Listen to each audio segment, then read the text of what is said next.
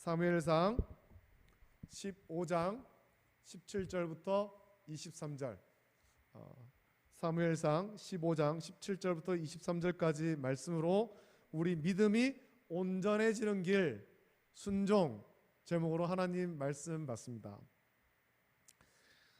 오전의 말씀을 묵상하면서 오후의 말씀도 이어서 좀 그렇게 묵상하면 좋을 것 같습니다. 사람들의 이성이 발달하고 합리성이 강조되면서 세상에서는 기독교를 참 비이성적이고 불합리한 종교다 그렇게 많이 생각합니다. 왜냐하면 눈에 보이지 않는 하나님을 믿고 섬기는 것, 또 하나님의 말씀, 이 하나님의 말씀에 세상 사람들이 볼 때 아주 맹목적으로 순종하는 것, 예수 그리스도를 구주로 믿고 죄에서 구원받는다라는 이 진리가 사람의 이성적인 사고와 합리적인 사고에서 본다면 이게 참 이해가 안 되는 말씀이고 쉽게 받아들일 수 없는 그런 말씀이죠. 복음을 대하는 태도를 보면 우리는 이 성경이 하나님 말씀이기 때문에 이 말씀에 순종해야 한다라는 것을 알고 있지만 세상 사람들은 그것을 이해하지 못합니다. 왜냐하면 전능하신 창조주 하나님에 대한 지식도 없고 믿음도 없기 때문이죠. 하나님의 주권과 하나님의 통치를 모르기 때문에, 또 몰라서 거기에 복종하지 않기 때문에 이 말씀에 순종하지 않는 거예요. 그래서 자기가 하는 행동이 왜 죄가 되는지를 모르는 겁니다. 자기가 왜 죄인인지를 세상 사람들은 모른다라는 거예요.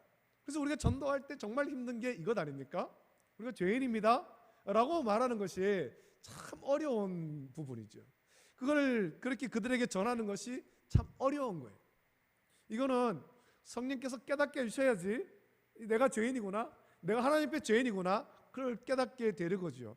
본인의 자기의 이성과 자신의 지식으로는 내가 죄인이다라는 사실을 절대로 깨닫지 못하고 시인할 수가 없는 것입니다. 여러분, 세상은 지성이 최고라고 얘기합니다. 그러나 이 복음은 지성으로 깨닫는 것이 아니라 지성을 뛰어넘는 영성으로 깨닫는 것입니다. 그래서 우리나라 초대 문화부 장관, 우리나라 최고의 지성이라고 그렇게 존경받던 고 이어령 박사는 자기 딸 이민아 목사를 통해서 복음을 영접했죠. 오랫동안 예수를 믿지 않다가 자기 딸 이민아 목사, 물론 그분의 삶이 굉장히 참 어려움이 많았고 나중에는 실명하고 또 이렇게 여러 가지 이유로 해서 먼저 하나님께 부름받고 이런 아픔이 있지만 그 일을 통해서 이어령 박사님이 예수님을 영접한 거예요. 이민아 목사를 통해서 복음을 영접한 후에 복음은 지성으로 깨닫는 것이 아니구나, 복음은 영성으로 깨닫는 거구나, 그거를 그분이 깨달았죠. 그래서 쓴 책이 지성에서 영성으로 라는 책입니다. 대한민국의 최고의 지성으로 존경받던 분이 깨달은 것이 이 지성 위에 지성을 뛰어넘는 영성이 있구나 라는 것을 깨달은 것입니다. 고 이어령 박사, 우리나라 초대 문화부 장관을 지내며 우리나라 최고 지성으로 존경받았지만 복음을 영접하고 보니까 지성으로 구원받은 것이 아니라 영성으로 구원받음을 깨달은 것입니다. 그래서 예수님을 영접한 후 이어령 박사님의 삶은 완전히 달라진 거예요. 완전히. 그분이 암으로 힘들어하면서 그렇게 마지막에 하나님 부름 받았지만 암으로 했던 어떤 치료를 거부하고 그렇게 말씀대로 살려고 애를 쓰고 마침내 자기 딸 있는 이민아 목사님 있는 천국으로, 예수님 있는 천국으로 가기를 소원했던 것입니다. 우리나라 최고의 지성이라고 존경받던 분이 이런 말을 했음에도 불구하고 아직도 세상은 복음을 영접하려고 하지 않습니다. 여전히 이성과 합리성으로 성경을 대하려고 하고 이성으로 이해되지 않는 성경의 많은 말씀을 이거는 그냥 옛날부터 전해 내려오는 전설이야, 이야기야, 그렇게 치부해 버리는 거예요. 이걸 하나님의 말씀, 진리로 받아들이지 않고 우리나라 옛날 옛적 전해지는 어떤 전설, 이야기 이런 식으로 치부합니다. 이것은 신앙생활하는 성도 중에도 간혹 나타나기도 하는데 이 문제를 해결하려면 전능하신 창조주 하나님의 주권에 대한 인정이 우선돼야 되는 것입니다. 하나님에 대한 주권, 하나님의 통치권, 이걸 인정해야 되는 거죠. 그래서 우리는 오전에 예배를 드리기에 앞서서 예배를 시작하면서 찬양 부를 때, 제가 그 찬양을 선곡할 때, 1년 동안 부르는 그 찬양을 선곡할 때 하나님의 주권, 하나님의 통치, 이거를 좀 고백하자. 그런 면에서 그런 찬양들을 선곡하고 1년 동안 예배 전에 이 찬양을 부르는 거예요. 하나님 우리의 주인이십니다. 하나님 우리를 통치하십니다. 이걸 고백하면서 찬양을 부르는 거죠. 하나님의 주권, 하나님의 통치를 인정하면, 그래서 우리가 창조주 하나님의 피조물임을 인정하면 우리는 하나님 말씀에 온전하게 순종할 수 있습니다. 순종해야 될 이유를 발견하기 때문에 그렇습니다. 하나님이 내 아버지시다, 하나님 내 주권자시다, 그걸 인정하기 때문에 그 말씀에 온전하게 순종하게 되는 거예요. 오늘 말씀은, 이 사무엘서의 말씀은 하나님의 주권, 통치하심을 망각한 왕, 자기가 창조주 하나님의 피조물임을 망각한 왕, 그래서 온전한 순종을 버리고 형식적 예배만 드림으로 하나님께 버림받은 참 불행한 사울 왕에 대해서 말씀합니다. 하나님께서 택하시고 직접 다스리시던 백성 이스라엘이 주변 이방 나라들처럼 왕에 의해서 다스려지게 해달라라고 요구하죠. 사무엘한테 와가지고 당신의 아들들은 온전치 못하고 당신도 나이가 많았고, 그리고 우리에게도 이방 나라들처럼 주변 다른 나라들처럼 왕을 좀 세워달라, 왕을 요구했습니다. 사무엘이 영적으로 볼 때 이게 옳지 않은 일임을 알아서 참 그 마음에 들어 하지 않았지만 하나님께서 허락하죠. 허락하시면서 하신 말이 너를 버림이 아니라 이 백성이 나를 버립니다. 나를 버립니다.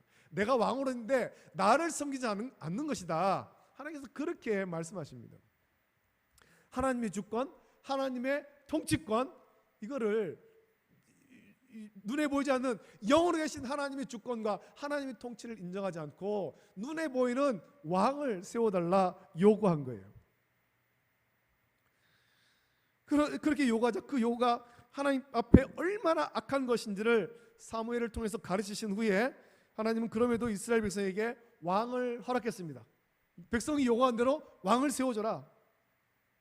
그러니까 하나님께서는 사무엘에게 지시하셔서 베냐민 지파에 속한 사울에게 기름 부어서 이스라엘 초대 왕으로 세우십니다. 왕으로 세울 때의 말씀을 여러분 한번 묵상해 보십시오. 사울은 이스라엘 자손 가운데 가장 인물이 준수했고 키도 다른 사람들보다 머리 하나 정도는 더 컸으며 모든 백성 중에 그에게 견줄 만한 이가 없었다라고 성경은 말씀합니다. 요즘에 우리 자녀들이 키가 크기를 얼마나 바랍니까? 보니까 이 아시아에 있는 나라들 가운데 우리나라의 평균 키가 제일 커요. 우리나라의 평균 키가 중국, 우리나라, 일본, 또 여러 동남아, 아시아 이렇게 다 비교를 해볼 때 우리나라 사람들의 키가 제일 큽니다. 제일 큽니다. 평균 키가 얼마 정도 나오는가 보니까 평균 키가 거의 성인 남성 같은 경우에 한 175cm 정도, 그렇게 평균 키가 나오는 거예요. 난 175 안 되는데 평균에 모자라네. 이 평균이라는 거죠. 플러스 마이너스.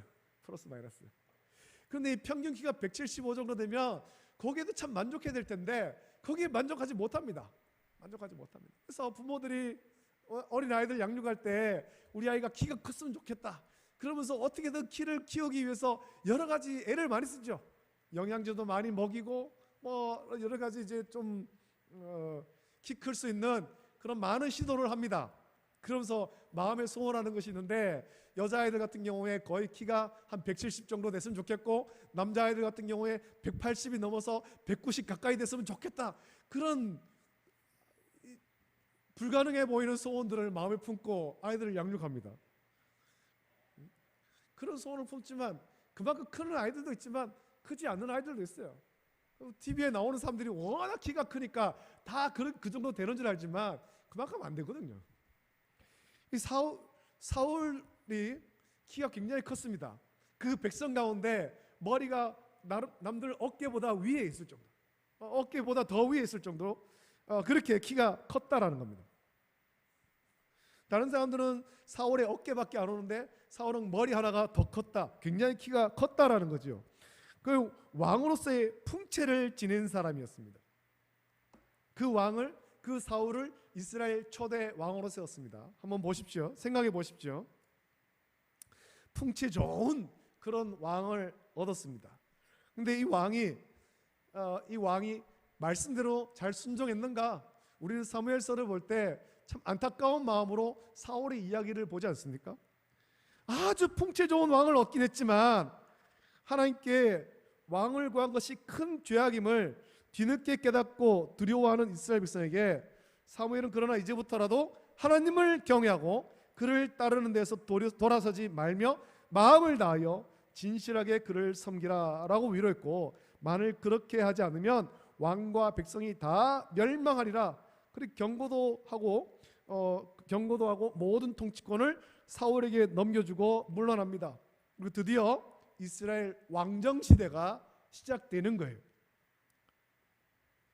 근데 이 사무엘상의 마지막 말씀을 보면 이스라엘 첫 번째 왕, 그렇게 백성들이 요구해서 풍채 좋은 왕을 얻었지만 이 이스라엘 첫 번째 왕 사울의 아주 비극적인 종말이 사무엘상 마지막에 기록되어 있는 것입니다. 블레셋의 공격 앞에서 이스라엘이 패하였고 많은 사람이 죽을 때 사울과 그의 세 아들도 길보아 산에서 한날에 다 죽습니다. 다윗과 참아된 생명을 나눈 그런 형제처럼 지냈던 요나단도 거기서 죽습니다. 사울이 죽는 과정은 비교적 자세히 기록되어 있습니다. 이스라엘 온 백성 중에 가장 인물이 중수하고 풍채가 좋았던 사울 왕은 아주 비참한 최후를 맞이한 것입니다. 그의 죽음과 함께 이스라엘 자존심도 아주 갈갈이 찢기고 하나님의 택하신 백성의 영광도 치욕으로 덮여버린 거예요.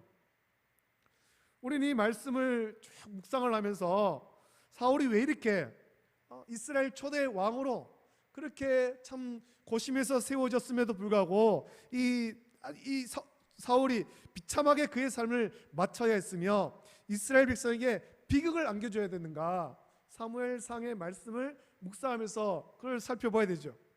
오늘 본문의 말씀은 하나님 앞에서 사울이 왜 그렇게 되었는가, 사울의 잘못이 무엇인가, 어디서부터 잘못되어서 결국에는 그런 비참하게 삶이 끝났는지, 그 원인이 무엇인지를 오늘 말씀에 정확하게 찝어서 우리에게 말씀합니다. 여러분, 사울은 사무엘을 통해서 옛날 이스라엘이 애굽에서 나왔을 때 이스라엘을 대적하여서 괴롭히며 싸움을 걸었던 아말렉을 쳐서 그들의 모든 소유를 남기지 말고 진멸하되 남녀와 소아와 젖먹는 아이와 우양과 낙타와 나귀를 다 죽이라. 아말렉에 속한 모든 것을 하나도 남김없이 완전히 멸해버리라. 그렇게 명령받았습니다. 이 말씀을 사무엘을 통해서 받고 사울은 군사를 동원해서 아말렉과 전쟁하죠. 그리고 아주 큰 승리를 거두었습니다. 이 승리를 거둔 거는 좋은데 그 다음이 문제 아닙니까? 그 다음이 사울과 그 백성은 하나님 명령대로 완벽하게 수행하지 않았다는 것입니다. 하나님 말씀을 완벽하게 순종하지 않았습니다. 먼저는 사울 왕은 자기가 왕이라고 아말렉의 왕 아각을 살려줬습니다. 다른 사람은 다 죽이면서 아각은 살려준 거예요. 또 그 왕의 가축과 소유 가운데 모든 좋은 것은 남겨두고 가치 없고 하찮은 것들만 진멸한 것입니다. 하나님으로부터 이 사실을 알게 된 사무엘은 사울을 찾아가려고 아침 일찍 일어납니다. 그때 어떤 사람이 사무엘에게 말하기를 사울이 갈멜에 자기를 위해서 기념비를 세우고 발길을 돌려 길갈로 내려갔다. 그렇게 말합니다. 여기서 우리는 사울이 하나님의 명령을 온전히 수행하지 않은 일과 그가 자기를 위해서 기념비를 세운 일이 무관하지 않다라는 것을 봅니다. 사울이 자기를 위해서 기념비를 세웠다는 것은 벌써 그 마음속에 자기 힘으로 승리를 했다, 어떤 교만이 자리 잡고 있는 거예요. 하나님의 은혜로 이 아말렉을 물리쳤다, 하나님께 감사했다. 만약 그렇다면 제단을 쌓아야 되죠. 하나님께 감사하기 위한 제단을 쌓고 하나님께 예배를 드려야 되죠. 근데 제단을 쌓은 것이 아니라 기념비를 세운 거예요. 이스라엘 왕 사울이 여기서 아말렉을 쳤다, 아말렉을 이겼다, 기념비를 세웠다는 겁니다. 교만이 자리 잡았고, 또 그런 교만한 마음 가운데 하나님의 명령에도 불구하고 좋은 전리품들을 자기를 위해서 고스란히 남겨놓은 겁니다. 여러분, 이스라엘 백성들은 이런 일로 인해서 큰 불행을 당했던 경험이 있습니다. 언제냐면 이스라엘 백성들이 요단강을 건너서 가나안을 정복할 때, 가나안의 첫 성 여리고를 점령할 때죠. 하나님께서 그 견고한 여리고성을 무너뜨리시고 이스라엘 백성들이 그 성을 점령할 때 이 여리고성은 하나님께 바쳐진 성이다. 바쳐진 성이다. 이 성은 하나님께 바쳐진 것이다. 이걸 취하지 말아라는 겁니다. 백성이 취하지 말아라. 다 하나님께 바쳐진 것이다. 그렇게 명령했지만 그 전리품 중에서 탐나는 것들을 감춘 사람이 있지 않습니까? 아간이 그 가운데 탐나는 것들, 금덩이 하나, 또 은과 외투 한 벌을, 시날산의 아름다운 외투 한 벌을, 그것을 훔쳐가지고 자기 장막에 감춰버린 거예요. 하나님께 바쳐진 것, 다 하나님께 바쳐진 것인데 하나님 말씀에 순종하지 않고 그거를 훔쳤단 말입니다. 자기 소유로 삼았단 말이죠. 아무도 모를 줄 알았지만 누가 합니까? 하나님이 아시는 거죠. 하나님이. 아간의 불순종으로 인해서 이스라엘 백성은 큰 불행을 당하죠. 아간의 죄가 온 이스라엘 백성들을 그 죄에 오염시켜 버려서 교만하게 만들어요. 그래서 이후에 아이성을 치러 갈 때 아이성을 만만하게 보지 않습니까? 저 아이성은 작은 성이다. 백성을 다 올라가지 말고 한 200~300명 올라가게 합시다. 그래도 충분히 이깁니다. 교만하게 굴다가 백성이 거기서 크게 실패한 것입니다. 여러분, 교만이 이렇게 무서운 겁니다. 하나님 말씀에 불순종하는 것이 이렇게 무서운 거예요. 지금 사울 왕이 하나님 말씀에 불순종하고 교만하고 있는 거죠. 아간이 저질렀던 그 죄를 똑같이 저지르고 있습니다. 사무엘이 자기에게 오는 것을 본 사울은 그에게 자기가 하나님의 명령을 잘 지켰다, 아주 자랑스럽게 얘기합니다. 사실은 전혀 아닌데. 그래서 사무엘이 이렇게 묻죠. 그러면 내 귀에 들려오는 이 양의 소리와 내게 들리는 소의 소리는 어찌 됨입니까? 하나님 말씀에 순종했다면서요. 이 소의 소리와 양의 소리는 웬 겁니까? 이거 다 진멸하라 했는데. 그러자 사무엘이 둘러대죠. 이거 내가 했는 게 아니고, 내가 그렇게 한 건 아니고, 나는 하나님 말씀 잘 지켰는데 백성이 그랬습니다. 백성이 나는 아무 책임 없고 저 백성이 그랬습니다. 백성들이 여호와께 제사를 지내려고 그 중에 좋은 것들 그렇게 남겨놓은 겁니다. 진멸하지 않고 남겨놓은 겁니다. 그 외의 것 우리 다 진멸했습니다. 여러분, 사울 왕이 얼마나 교만하고 얼마나 참 악한 왕입니까? 자기의 죄를 백성에게 덮어씌우고 있잖아요. 자기가 왕으로서 백성이 그런 일을 해도 못하게 해야 될 판에 자기가 앞장서서 그 죄를 짓고는 그 죄를, 자기의 죄를 백성에게 덮어씌우고 있는 거예요. 여기서 우리는 사울의 아주 교만함과 교활함을 보게 되죠. 자기의 탐욕적인 행동을 신앙적인 목적에서 이루어진 것처럼 포장하고, 둘째는 자기가 한 일이 아니라 무리가 한 일이라고, 백성이 한 일이라고 발뺌하는 거예요. 나는 아무 죄가 없다. 나는 아무 죄가 없고 저 사람이 잘못해서 그런 거다.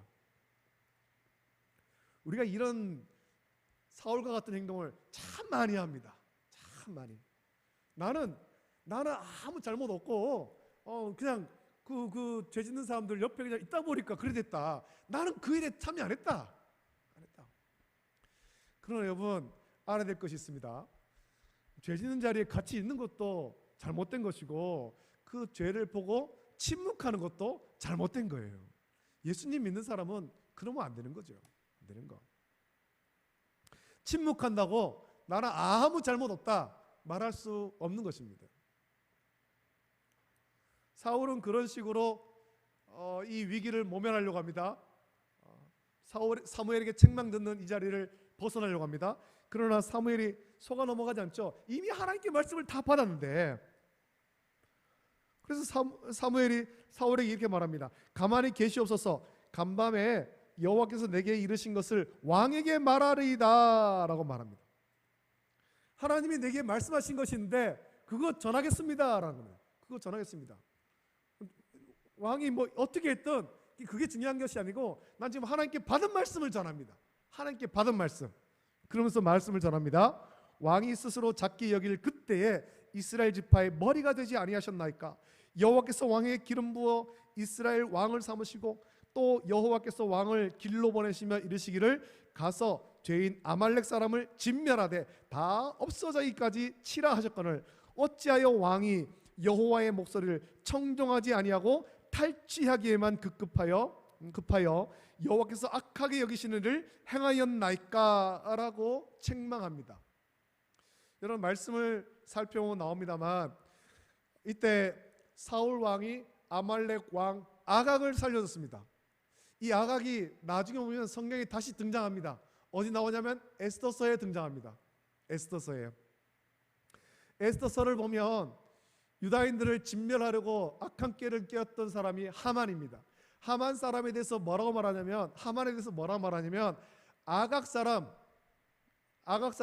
함무다다의 아들 하만 그렇게 소개합니다.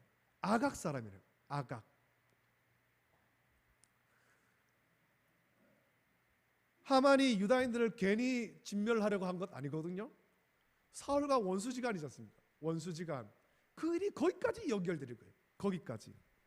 하나님 말씀에 불순종했을 때 거기까지 이어지는 거예요. 사울이 이렇게 책망했지만 사울은 여전히 발뺌하죠.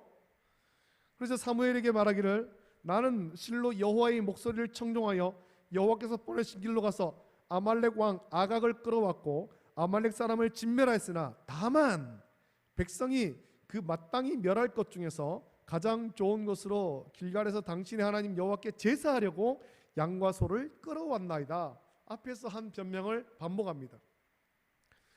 사울은 여기서 사람의 중심을 보시고 우리의 생각을 깨뜨려 보시는 하나님 앞에서 거짓말로 변명하면서 사실상 하나님과 논쟁하려고 하는 것입니다.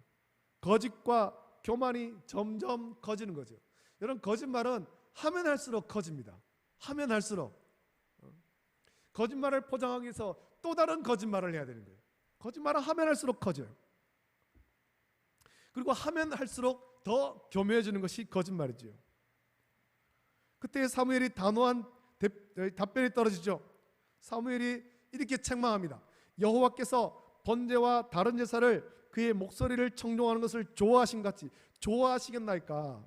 순종이 제사보다 낫고 듣는 것이 순양의 기름보다 나으니 이는 거역하는 것은 점치는 죄와 같고 완고한 것은 사신 우상에게 절하는 죄와 같음이라. 왕이 여호와의 말씀을 버렸으므로 여호와께서도 왕을 버려 왕이 되지 못하게 하셨나이다.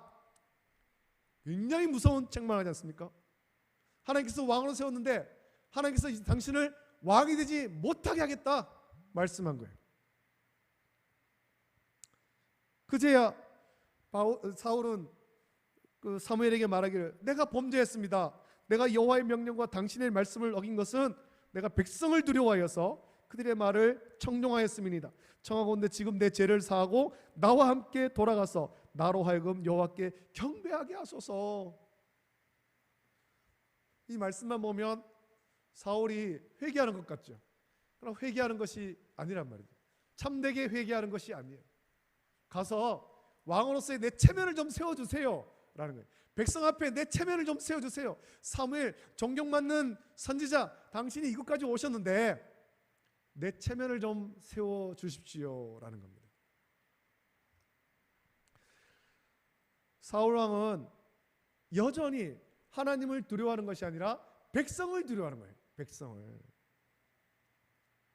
하나님보다 사람을 더 두려워하고 사람의 눈치를 더 살피는 이 악한 사울, 이스라엘 왕의 자격을 잃은 사울의 모습을 보십시오.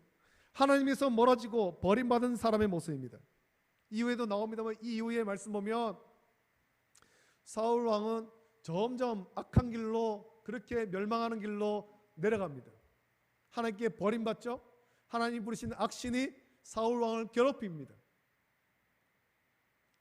사울을 대신해서 하나님께서 세우신 왕은 하나님 마음에 합한 다윗이었습니다. 사무엘이 새로운 왕을 기름 부으려고 이새의 집에 갔을 때 엘리야부로부터 시작해가지고 쭉 보면서 사무엘은 엘리야를 보고 그 풍채를 보고 외모를 보고 하나님이 세우신 왕이 여기 있다 했지만 하나님은 더 이상 외모를 보지 않으시는 거예요. 하나님은 중심을 보시는 거죠. 그 중심, 흐트러짐 없이 하나님을 경배하는가, 흐트러짐 없이 하나님 말씀에 순종하는가, 하나님께서 중요하게 여기시는 것이 그거라는 겁니다. 오늘 저와 여러분에게도 마찬가지입니다. 우리가 얼마나 주의를 잘 지키고 얼마나 봉사를 잘하고 얼마나 헌금생활 잘하고 그것보다 더 중요하게 여기시는 것, 우리의 마음 중심이 하나님께로 온전하게 가야 되는가, 하나님 말씀에 온전하게 순종하는가, 또는 말씀을 기억하면서 그 말씀대로 순종하려고 애를 쓰는가, 하나님 그걸 보신다는 겁니다. 오늘 저와 여러분들은 하나님 말씀을 가슴에 새기면서 그 말씀에 날마다 순종하기를 예수님의 이름으로 축복합니다. 말씀을 듣고 그냥 가는 것 아닙니다. 들은 말씀을 순종해야 되는 것입니다. 듣는 것보다 더 중요한 것이 순종하는 거예요. 순종하는 것.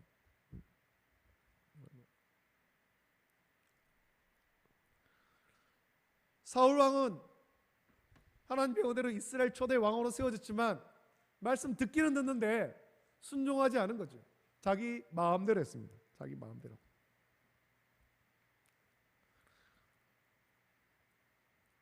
하나님의 심판의 말씀을 듣고서야 잘못을 인정한 사울에게 사무엘은 잘라 말합니다. 내 좀 체면을 좀 세워달라라고 할 때 사무엘이 이렇게 말하죠. 나는 왕과 함께 돌아가지 아니하리니 이는 왕이 여호와의 말씀을 버렸으므로 여호와께서 왕을 버려 이스라엘 왕이 되지 못하게 하셨음이니이다.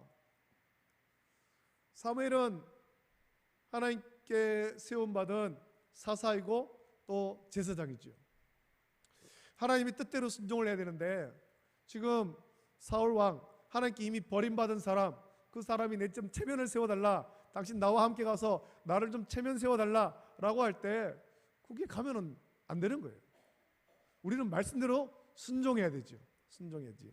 사람의 체면보다 더 중요한 것이 하나님 말씀에 순종하는 것입니다. 오늘의 모든 이야기를 요약한다고 볼 수 있는 유명한 구절이 22절 말씀 아닙니까? 우리가 이 말씀을 잘 알잖아요. 여호와께서 번제와 다른 제사를 그의 목소리를 청종하는 것을 좋아하신 같이 좋아하시겠나이까? 순종이 제사보다 낫고 듣는 것이 순양의 기름보다 나으니이다 말씀한 것입니다. 우리의 믿음이 온전해지려면 어떻게 해야 되겠습니까? 우리의 믿음이 온전해지려면 순종해야 된다는 거죠. 순종해야 된다. 이스라엘 백성에 있어서 하나님께 드리는 제사는 아주 중요한 것이었습니다. 하나님과의 교제나 모든 중요한 일에 제사를 중심으로 이루어지곤 한 것이 이스라엘 백성의 삶이에요. 그러나 이 제사는 하나님의 목소리를 청종하고 그의 말씀에 순종할 때 하나님의 놀라운 응답을 가져오는 거죠. 형식적인 제사가 이스라엘 백성의 삶을 변화시키는 것이 아니라는 것입니다. 제사를 드리며 경건해지고 그 말씀에 순종할 때 이스라엘 백성의 삶은 변화되는 것입니다. 하나님을 향한 경외와 신뢰와 순종이 없이 드리는 제사는 아무 의미도 없고 효력도 없는 어떤 형식에 불과할 뿐 아니라 오히려 하나님께서 가증하게 여기시고 화를 부르는 거죠. 형식적인 예배, 몸만 나와 있는 예배, 하나님께서 받지 않는다라는 것입니다. 우리 교회 나와서 예배를 드립니다. 말씀 받습니다.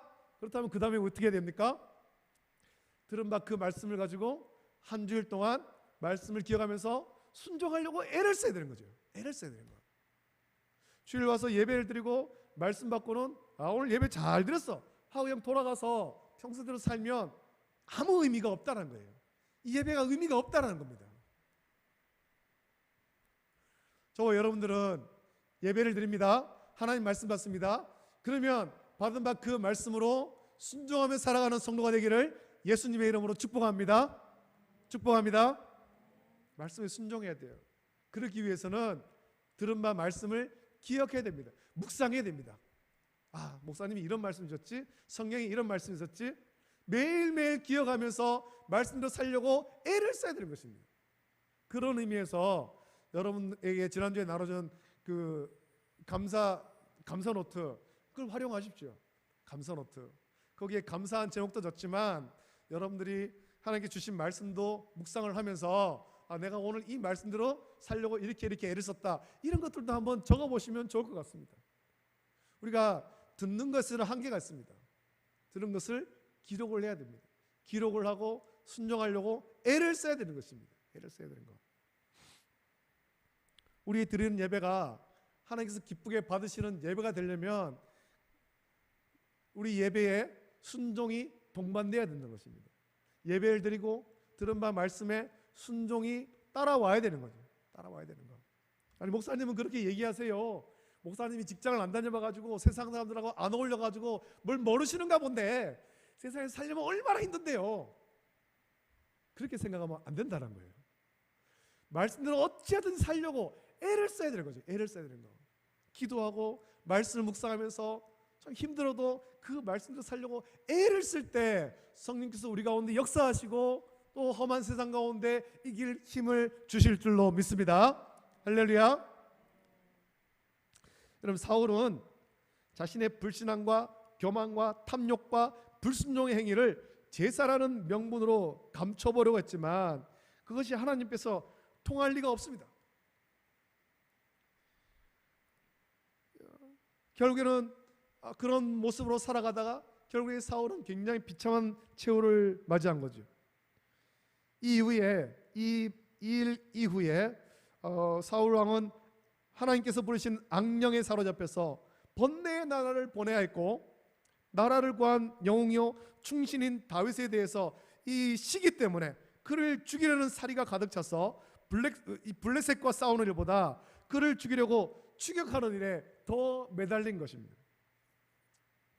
사울의 살해 위협을 피해서 도망다니라 굶주린 다윗 일행에게 호의를 가지고 먹을 것을 제공한 제사장에 대해서 분풀이로 제사장 85명과 제사장의 성읍과 남녀와 아이들과 젖먹는 자들과 그 제사장들의 소와 나귀와 양을 칼로 쳐 죽이는 이런 만행을 저지른 광기까지 벌였다는 거예요.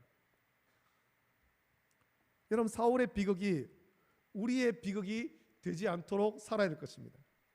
하나님께서는 우리 예배보다 더 귀하게 여기시는 것 있는데 순종입니다. 순종. 우리의 드리는 예배보다 더 귀하게 여기는 것, 매주일 매 예배 시간 맞춰서 예배당에 나와 앉아서 예배 드리는 것, 그것도 귀하지만 그것보다 더 귀한 것은 말씀에 순종하는 것, 하나님 말씀에 순종하는 것. 우리는 모여서 예배는 드리면서도 하나님께 순종할 줄 몰라서 우리 예배가 공허하고 무의미한 것이 되지 않게 해야 될 것입니다. 예배는 있으나 진실한 믿음은 찾아보기 힘든 교회가 되지 않아야 될 것입니다. 예배하는 모습과 신앙생활이라고 하는 이 껍데기 아래에 온갖 거짓과 탐욕을 거기에 숨기지 말아야 되지요. 어제입니까? 그저께입니까? SBS 뉴스였는가요? 거기에 가슴 아픈 뉴스가 하나 나오더라고요. 거기서 세상 공영방송에서 교회를 비판하고 목사님들을 비판하는 뉴스가 나왔어요. 여러분 보셨는지 모르겠습니다. 그 뉴스에 어떤 내용이냐면 탐욕의 눈먼 목사, 이런 타이틀로 뉴스가 나왔습니다. 돈의 눈먼 목사라는 거죠. 돈의 눈먼 목사. 하나님 말씀에 집중해야 될 목사님들이 돈에 눈 멀고 말씀에 집중해야 될 교회가 돈에 눈이 멀어버려요. 세상에서도 책망하잖아요. 말씀에 순종하지 않으니까 돈과 명예에 눈이 멀어버리고 그것을 세상에서도 책망하는 거예요. 우리는 그렇게 되지 말아야 될 것입니다. 우리가 주일마다 예배에 참석하는 이거 하나로 우리의 불신앙과 교만과 불순종의 행위를 덮어버리려 하는 어리석음에 빠지지 말아야 될 것입니다. 주일날 교회 왔으니까, 주일날 예배 드렸으니까 나는 말씀 잘 지키는 사람이야, 난 순종하는 사람이야, 그렇게 착각하면 안 된다는 겁니다. 하나님을 경외하며 그를 온전히 신뢰하고 그의 말씀에 순종을 힘을 다해서 함으로, 그래서 우리 예배가 진실해지고 우리의 믿음이 하나님께서 기뻐하시는 열매를 맺는 복음 위에 견고히 선 우리의 삶이 다 되어서 하나님의 복을 풍성히 누리는 저와 여러분 되시기를 예수님의 이름으로 축복합니다. 기도하겠습니다. 거룩하신 아버지 하나님, 은혜를 감사합니다. 오후 시간 함께 모여서 또 하나님 말씀을 함께 나누었습니다. 이스라엘 초대 왕으로 세워진 사울 왕을 묵상합니다.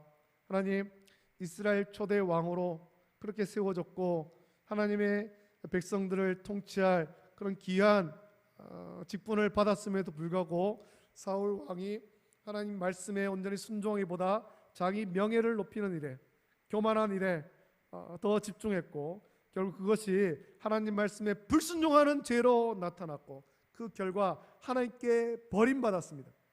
우리가 사울 왕처럼 이런 어리석은 사람이 되지 않도록 붙잡아 주시기를 원합니다.